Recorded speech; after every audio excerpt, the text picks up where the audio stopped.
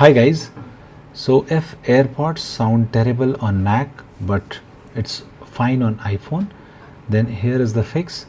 So many users are complaining that if you connect AirPods from their iPhone, then the sound is perfectly fine, but when they are connecting it to the Mac, then the audio is not so sharp and crisp.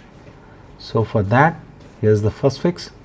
First of all, just click on the top left Apple icon and then click on System Settings, and in the left side menu just click on Sound, and now here you have to just tap on Input, just click on Input, and now here switch the input away from AirPods to the built-in Mac microphone. Okay,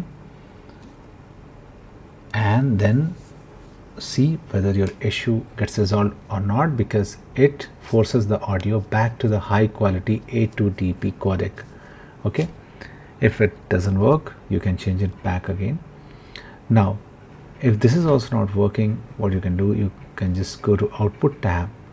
Okay, and now just for once switch to MacBook Air speakers and then switch it back to AirPods Pro. After a few seconds, what it does, it kicks it out of low quality mode by switching to MacBook Air speakers and then switching back to AirPods Pro. Okay, and then see whether your issue gets resolved or not.